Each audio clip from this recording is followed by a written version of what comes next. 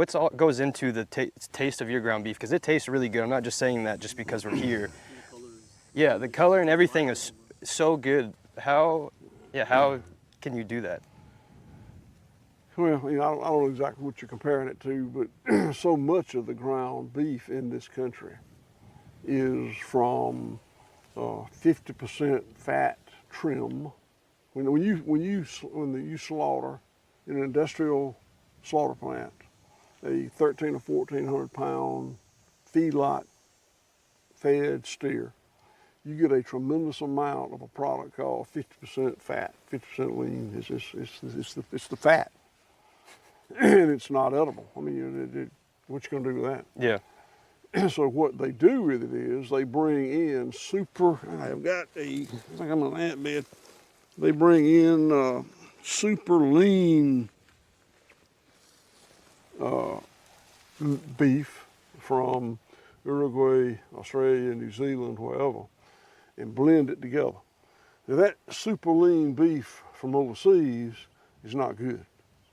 And that 50% tallow is not good. But you put them together, you make something that's marketable. Now, is it good? Well, you just said that it's not as good. No, not at all.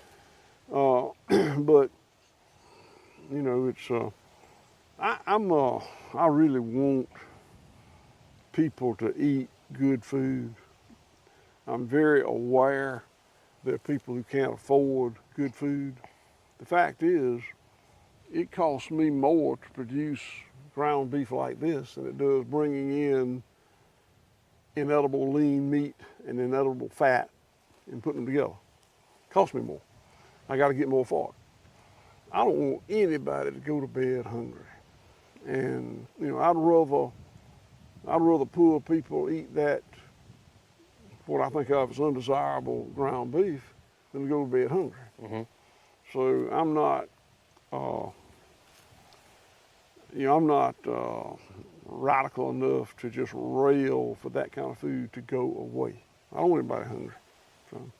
It's a very challenging problem because then it just goes back to the whole big ag, big tech, all of that controls it. On Brazil with JBS and the Menendez brothers and all of the garbage they've done. Well, and people make a lot of money on it. You know, you can that 50% tallow is cheap. You can look it up. It's online. See what it sells for. It's cheap. The imported super lean meat is cheap. Very cheap. You put the two together and you get something you can get $4 or $5 or something a pound for it. There's a lot of profit in that. Mm-hmm. But even for that, who gets the money? It's none of the actual farmers and ranchers. It's oh no. Those farmers in South America, Central America, Australia sold that beef cheap, and those packers sold that tallow cheap. So this is the big meat companies.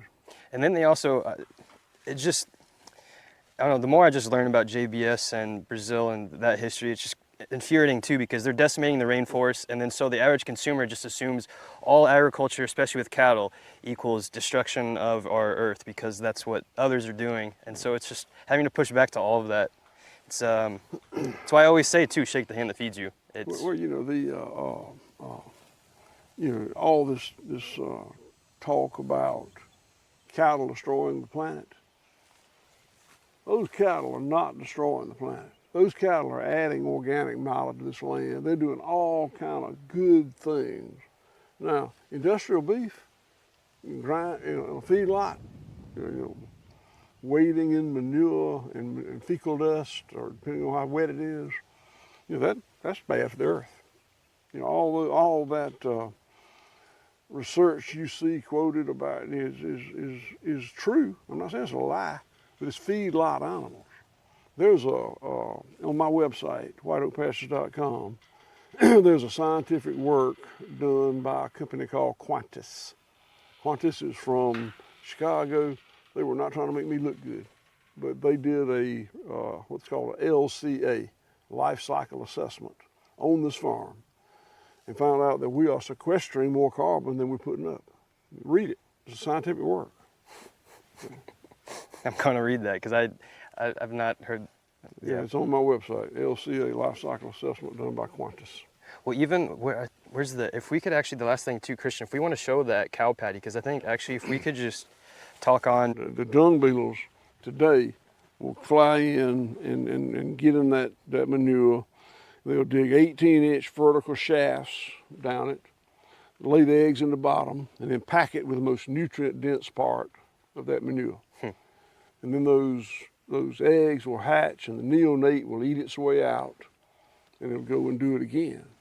And that does several things. Number one, for me, is that is a breeding ground for horn flies and face flies, which are a problem with cattle, they're pests with cattle.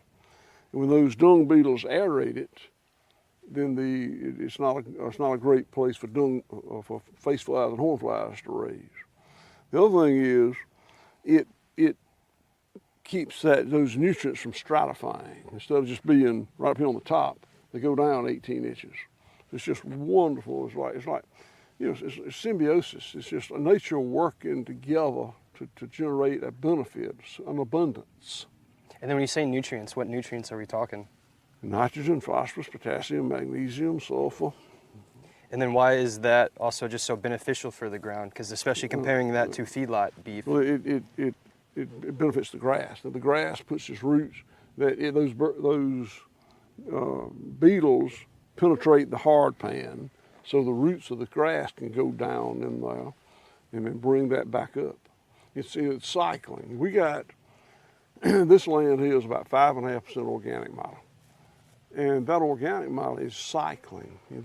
Some of it is volatilizing and going back up, but other parts are that carbon in that manure used to be carbon dioxide, but a plant photosynthesized it and turned it into plant tissue, which is protein, energy, fat.